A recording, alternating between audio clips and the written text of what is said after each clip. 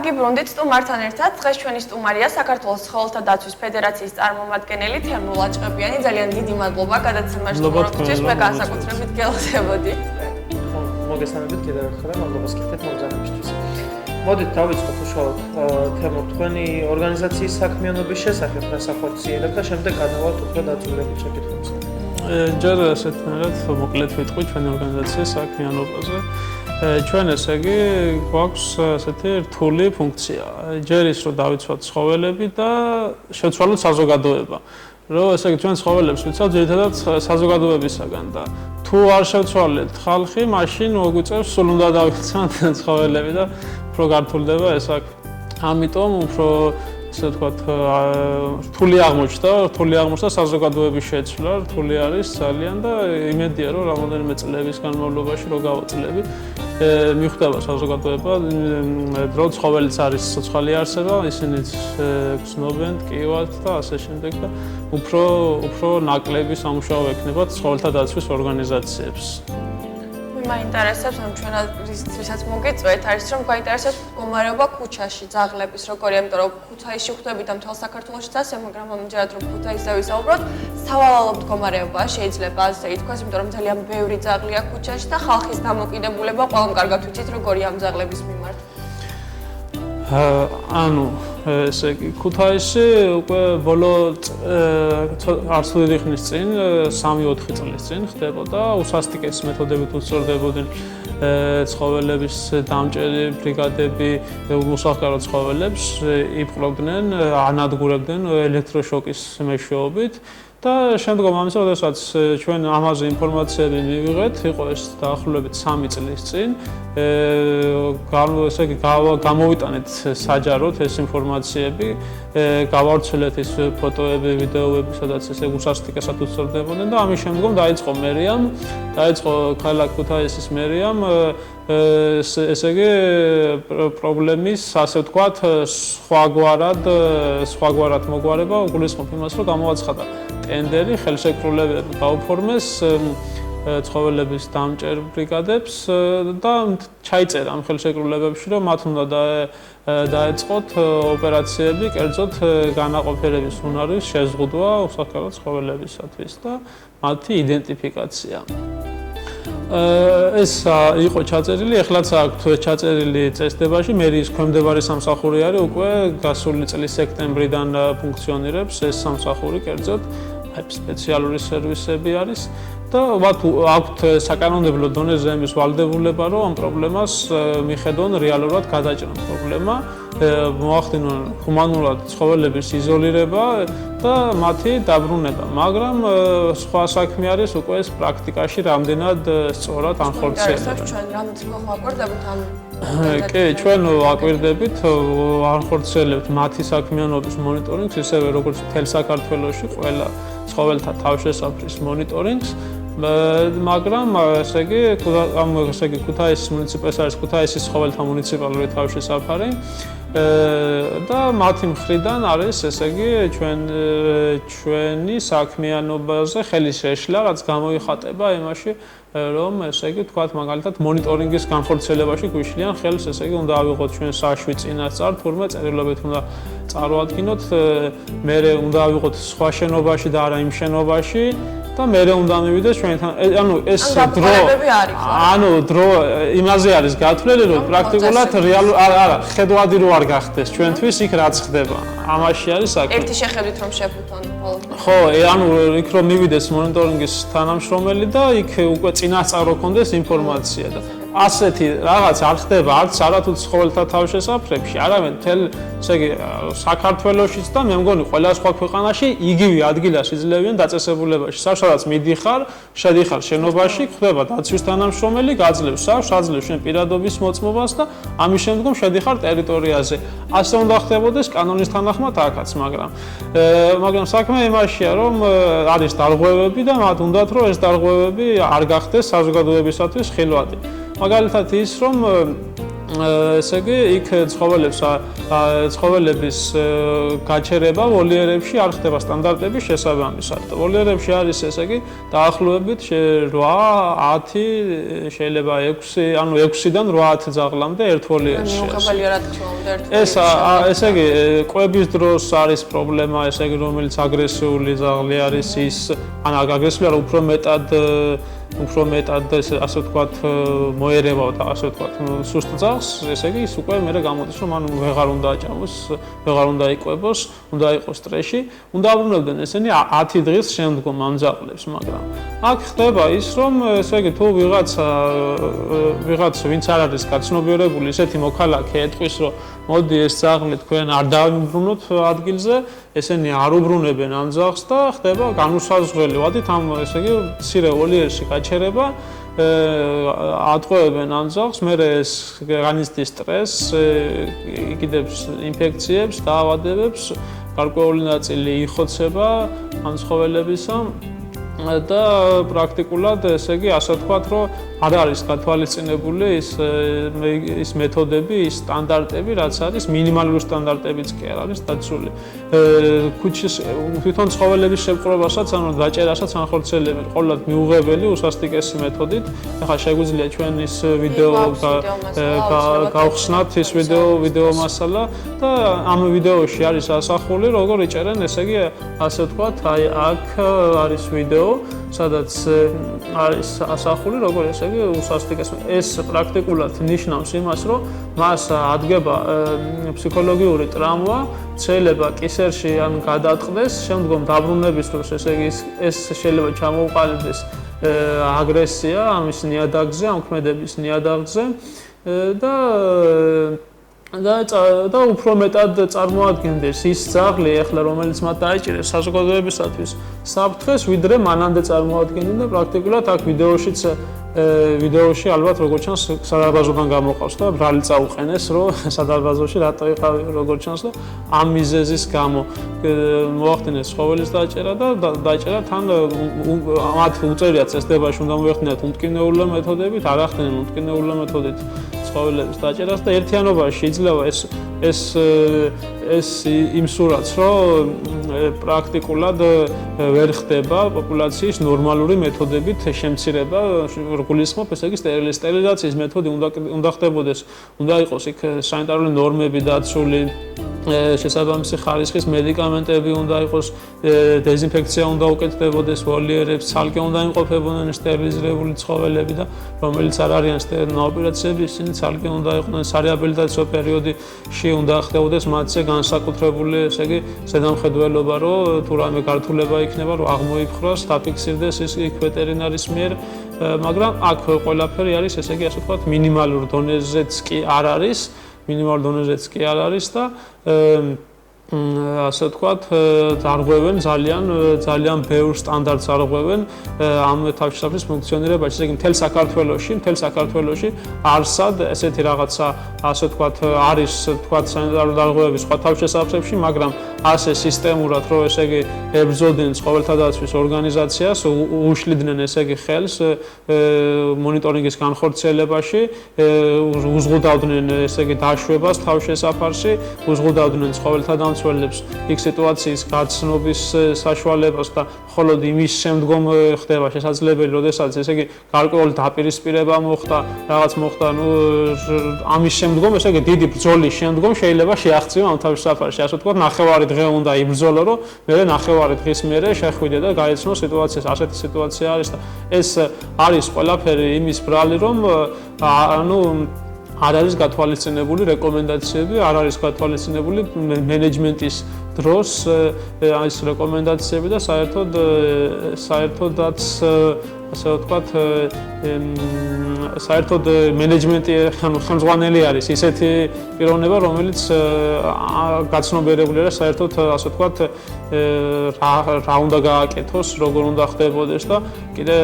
ამ დაწესებულებამ უნდა გაითვალისწინოს ისიც რომ არსად ესე იგი მათ ჰქონდათ სურვილი ადრეც ჰქონდათ და ეხლაც აქვთ ამის სურვილი იმ პიროვნებას კონკრეტულ პიროვნებაზე მოქვს საუბარი გადააკეთოს ცხოველთა თავშესაფარი საშენად საშენი არის სრულიად სხვა საშენი შეიძლება კონდეს კერძო პირს, ამრავლებდეს ძაღლებს და ყიდდეს, მაგრამ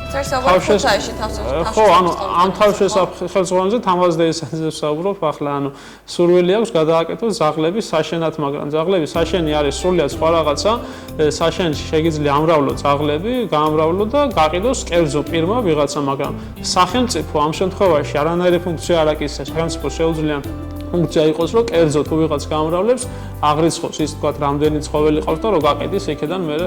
საშემოსავლო დააკისროს თუ როგორც არის და თვითონ სახელმწიფოს ქვემდებარე თავშესაფარი რომ საშენად გადაკეთდეს, ასეთი პრაქტიკა ფემსოფლიოში არ ხდება და პლუს ამას კიდე ჯერ იმ ცხოველებისთვის ვერ მიუხედიათ, რაც იქ ყავთ და კიდე მოშენების შემდგომ კიდე რამდენი აღმოჩნდება ქუჩაში და ქუჩაში აღმოჩენილ ძაღლებზე მინდა რომ შეგეკითხოთ, კარგახანი უკვე გამოჩნდა ბირკიანი ძაღლები. მაგრამ საზოგადოების დიდი ნაწილი მაინც უარყოფითადაა განწყობილი. ბევრჯერ მოგვისმენია როგორც ჟურნალისტებსაც და ტელევიზორიდანაც, რომ ხალხი ფიქრობს, რომ მათ ეზოში არ უნდა იყოს მათანძაღა ძაღლი, თუნდაც იყოს ეს ბირკიანი. ასეთ ძაღლებზე რომ მოგვაწოდოთ ინფორმაცია და უთხრას. ანუ თუ არის ძაღლი ბირკიანი, ეს ნიშნავს, რომ ის არის სტერილიზირებული, კასტრირებული და ვაქცინირებული და მას ის ვეღარ ამრავლდება, მას აქვს გაკეთებული ცოფის ვაქცინაცია. მაგრამ ამაზე არ აქვს საზოგადოებას ინფორმაცია. აი ვინ უნდა მიაწოდოს თვითონ ესე იგი ეს თუ არის ვალდებულება მათი ორგანიზაციის არის იმ ორგანიზაციის, როდესაც უკავშირდებიან მოქალაქეები და ეუბნებიან რომ უნდა დაიჭირო ძაღლი, მათ უნდა კითხონ რატომ უნდა დავიჭირო, მიზეზი უნდა გამოიკვლიონ, უნდა აუხსნან იმ მოქალაქეს, რომელიც რეკავს, რომ თუ ეს არის დაბირკული, ვაქცინირებული, ამ შემთხვევაში ცოფისათვის უკვე აღარ არის საფრთხის კერა ეს ცხოველი და ამასაც ეხლა როგორ წარმოგიდგენიათ ეს პიროვნება რომელიც ჩანდა იჭერდა ძაღლს უსასტიკეს მეთოდებით ამან ეს ეხლა ეტყვის ვინც გამოიძახა ხო არ ეტყვის მოქალაქეს ნუ მის ესე იგი დაიჭერს ძაღლს და ჩასვამს მანქანაში ამ შემთხვევაში საზოგადოებამ მაინც უნდა იმაღოს ცნობიერება ჩვენ ისედაც ამას ამ საქმეს ვაკეთებთ საზოგადოების ცნობიერებაზე ვმუშაობთ და უნდა დაგვეხმაროს სახელმწიფო ამაში იმაში რომ მათაც გააკეთონ ასეთი განცხადებები და აუხსნან საზოგადოებას, რომ ცხოველი არ არის, ასე ვთქვათ, საფრთხის კერა, თუ ის არის აცრილი, თუ ის არის სტერილიზირებული, ის ნიშნავს, რომ არ გამრავლდება, უკვე ესე იგი არ ექნება, არ გვეყოლება არასასურველი ნამატი.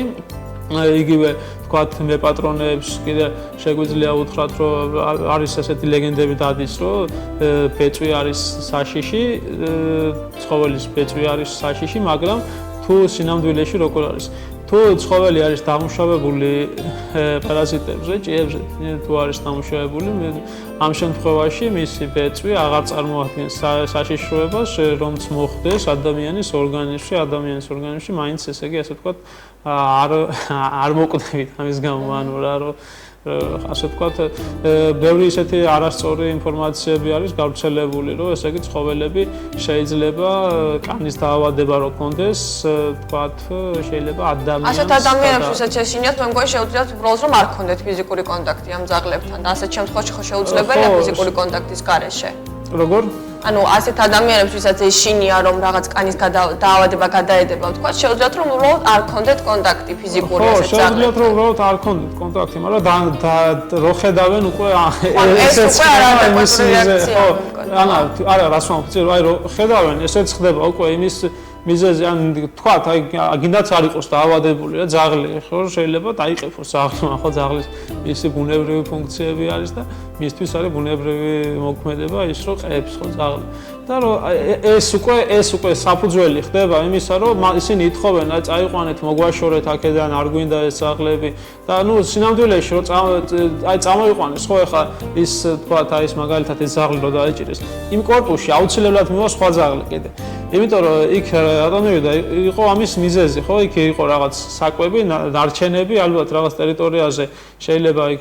ვიღაცა რაღაც ნარჩენებს ყრიდა, საკვების ნარჩენებს, ვიღაცა ან შეიძლება ისე აწოდებდა ამ ძაღლს და იქ ნახა პირობა და იქ იყო ადაპტირებული. ის სხვა ძაღლს არ შეუშვებდა იმ კორპუსთან, სადაც ცხოვრობს ძაღლი, სხვა ძაღლს უკვე ვეღარ მოდის იმ ტერიტორიაზე, მაგრამ ეხლა ეს ძაღლი აღარ არის, გაჩნდება აუცილებლად სხვა ძაღლი და სხვა ძაღლი შეიძლება იყოს პერიფერიიდან შემოსული, რომელიც იქნება უფრო უცხო და შეიძლება იყოს უფრო სახიფათო ისევე. ამიტომ ჯობს რომ ესე იგი გავიგოთ ჯერ რა ხდება, როგორი ძაღლი არის, თუ მას ჭირდება თქვათ რაღაც დაავადება აქვს, მედიკამენტი ჭირდება, ამ შემთხვევაში ისედაც შეიძლება არ არის აუცილებელი თავშაფარში გადაყვანა, ცხოველდაცვის ორგანიზაციებს რომ გვიკავშირდებიან, შეძლებს დაგვარად გავდივართ ადგილზე ვანხორციელებთ იმ ცხოველის ვეტერინარული მომსახურებას. ანუ შეუძლიათ რომ თქვენ დაგიკავშირდნენ, არ არის აუცილებელი რომ წაიყვანოთ თუ აქვს ან მედიკამენტებს ვაწვდით იმ პიროვნებებს, იქ ვინც არის ან მიმკედლებელი, ან ვინც აწვდის საკუთარ მედიკამენტებით ვეხმარებით, ან შეიძლება ჩვენ წარმომადგენელი გავიდეს ადგილზე და ადგილზე აღმოუჩინოს რაღაც თერაპიული დახმარება ცხოველის. ანუ ამ ცხოველების დაბრკვას და აქეთ გადაყვანას ერთი და იგივე კომპანია ახორციელებს? ანუ ცხოველების ამ მომენტ სექტემბრის შემდგომ, წინ გასული წლის სექტემბრის შემდგომ ახორციელებს ერთი და იგივე ესა კომპანია არის. ანუ დაბრკვის დროს ხომ მიყავთ უკეთებენ ბირკას, უტარებენ ყველა პროცედურას და უშვებენ უკან. და იგივე ორგანიზაცია თუ იჭერს ესე სასტიკად? ხო, და ალოგიკური რამე. ალოგიკური არის, იმიტომ რომ ბირკავენ და უშვებენ იძულებით, იმიტომ რომ ჩვენი ორგანიზაციის მოთხოვნა. ხო, ესე იგი მოთხოვნა არის ესეთი, რომ უნდა მოხდეს აუცილებლად გაშვება და აღარ უნდა მოხდეს დახოცვა. მაგრამ აქ იყო ესეთი ფაქტები დაფიქსირდა ბოლო თვეებში, თებერვლის თვეში გავავრცელეთ ჩვენი ინფორმაცია დახოცილი ძაღლების სიხლის სამართლის საქმეც აღიძრა ამაზე პოლიციაში და ანუ ასე ვთქვათ ანუ რასაც აკეთებენ, რაც კეთდება მინიმალურ დონეზე კეთდება ეს ცხოველების ასე ვთქვათ მკურნალობის კურსი, რაც არის საჭირო სტანდარტების დაცვა, შეიძლება აი ხდება რომ ესე უშვებენ ძაღლებს და უშვებენ ანუ არ აბრუნებენ იგივე ადგილს, ესე იგი ეხლა თვითონ გავრცელეს ინფორმაცია ეს ანუ ეს კომპანია არ არის, ეს არის მერიის ქვემდებარე ორგანიზაცია არის, მერიის ქვემდებარე ორგანიზაცია, სხვადასხვა საქმიანობაცა დასუფთავება, ევალებათ, კიდე გამწვანება და რაღაც საქმეები გავრცელეს თვითონ ეს ფოტომასალები თავიანთ გვერდზე და არის ძაღლების ესე იგი გაშვება ყველა ძაღლი არის გაშვებული ერთ გამოშვებაზე, რაც გამოშვეს ერთი და იგივე ქუჩაზე, ანუ ერთი და იგივე ტერიტორიაზე, ესე იგი ეს ძაღლები ხო დაიჭირეს სხვადასხვა ქუჩებზე მთელ ქალაქში. და შემდეგ ერთ ადგილზე გაუშვეს ადამიანს შეიძლება ერთ ადგილზე გაუშვეს ეს ძაღლები, იმიტომ რომ თვითონაც არ ახსოვთ, სად დაიჭირეს, იმიტომ რომ ამის აღრიცხვა არ ხდება, სისტემა არ არსებობს. არ აღრიცხავენ, არც აღრიცხავენ შემოსულ ზარებს, არც მიღების აქტებს აფორმებენ ცხოველს, ესე იგი მოყავთ ეს ძაღლები და უშვებენ, მაგრამ ოღონდაც გაუშვან და არ დახოცვენ. თქვენი საუბრიდან გამომდინარე, რადგანაც ეს ხალხი ასე არაპროფესიონალურად მუშაობს ზოგადად. გაუჩნდება ჩვენს მაყურებელს შეკითხვა აუცილებლად, რომ მაშინ რამდენად სანდოა ის პროცედურები, რომელსაც უტარებენ ესენი ამ ძაღლებს იმ დავირკვის დროს? პროცედურები, ასე ვთქვათ, ის რომ უკეთებენ სტერილიზაციას, ნამდვილად უკეთებენ სტერილიზაციას და ის ძაღლი არ გამრავლდება და ვაქცინაციას აკეთებს ვეტერინარი მიდის ადგილზე, სხვა უკვე ეს არის სხვა სამსახური არის, სახელმწიფო სამსახური, სურსათის ეროვნული სააგენტო არის, საჯარო სამართლის იურიდიული პირი, ამ სურსათის ეროვნულ სააგენტოში არსებობს ვეტერინარიის დეპარტამენტი და მათი წარმომადგენლები გადიან ადგილებზე და ახორციელებენ ცხოველების ვაქცინაციას, მაგრამ ანუ ეს ცხოველების ვაქცინაციას რაც შეეხება ვაქცინირებულები ნამდვილად იქნებიან და იქნებიან სტერილიზირებულები და ანუ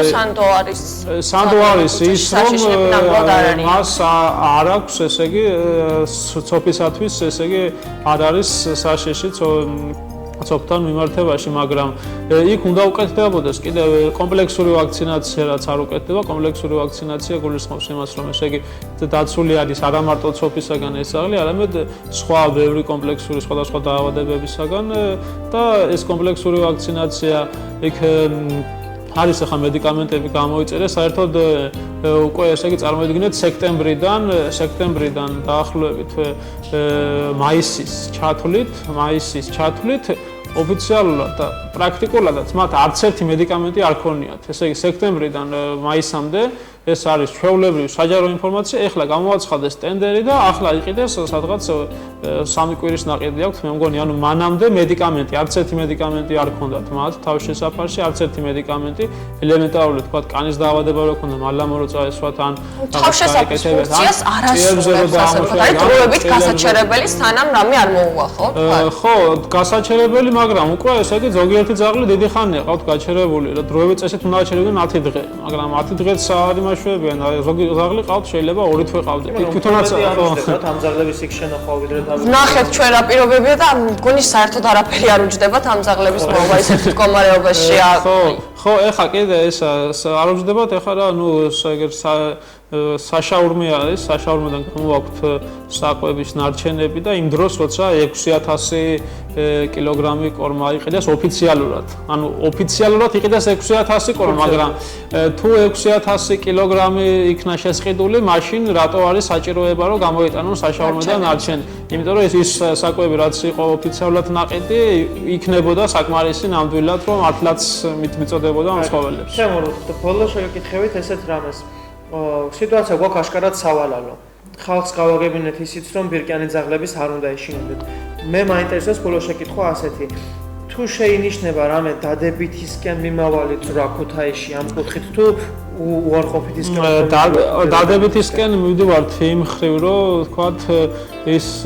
ვაქცინაცია და სტერილიზაცია მაინც უკეთდება ამ ცხოველებს ვეტერინარი ექიმის მიერ და სტერილიზირებულები არიან და დახოცვა ის რომ ესე იგი ძირითადი მეთოდად დახოცვა არ გამოიყენება. დიდი პლუსი არ უკვე, რომ იმიტომ რომ ნამდვილად ესე იგი წინა წლებში როდესაც ხდებოდა გასაწლებში ცხოველების დახოცვა, ეს ცხოველები მრავლდებოდნენ მაინც. მრავლდებოდნენ უფრო მეტად იმდენი მრავლდებოდა ვიდრე ხოცავდნენ, იმიტომ რომ პერიფერიებიდან ივსებოდა, ესე იგი ერთ დღეს რომ დაგვეხოცა მთელი ქალაქში რომ აიღო და დახოცო ძაღლები, მეორე დღეს გაჩნდება შეიძლება უფრო მეტი რაოდენობა პერიფერიებიდან შემოვა, ესე იგი ძაღლს აქვს ინსტინქტი რომ არ უშვებს ამ ძაღლს, ხო? და ეს ძაღლები რო